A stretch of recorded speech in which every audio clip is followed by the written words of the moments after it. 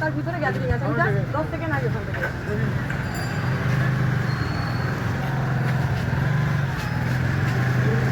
যদি বলে আমাদের একজন রিলিভার, সেই রিলিভারকে এখানকার এলাকার যিনি কাউন্সিলর এবং তার একজন ক্রিমিনাল সাঙ্গপাঙ্গ আছে আর কি, তারা কেউই এই বুথের ভোটার নয়।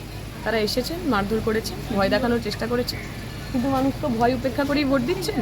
আমরা পুলিশকে জানালাম, পুলিশ বলছেন তারা ক্লিয়ার করেছেন, অথচ আমরা যখন বাজার দিয়ে এলাম এখনও দোকানের মধ্যে একটা জমায়েত রয়েছে।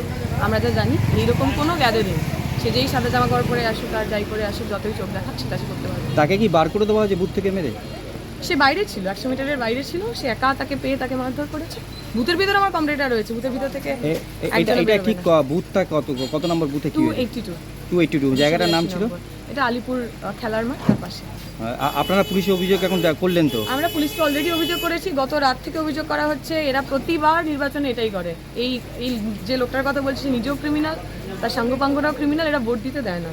আর বলছি মানুষ নিজের ভোট নিজে দেবে, তারপর যাকে খুশি তাকে দেবে, তাতে কিছু বলার নেই। কিন্তু আরেকটা কথা দিদি, এই সারাক্ষণ আপনি যে ঘুরছেন, বাদ বাকি এই পরিস্থিতি ছাড়া আর কি কি বিক্ষিপ্ত ঘটনা দেখছেন বা শান্তিপূর্ণ ভোটে? হ্যাঁ, মেজর কিছু দেখতে পারিনি। এটা আমাদের আজকের ফার্স্ট মেজর সমস্যা। আমরা আশা করব কোনো সমস্যা ছাড়াই হোক, বা যদি কোথাও সমস্যা হয় আমরা মুভ করব। ভোটের পার্সেন্টেজটা কি মনে হচ্ছে? ঠিক আছে, এখন তো ভালোই ভোট হচ্ছে, দেখা যায়। ঠিক আছে।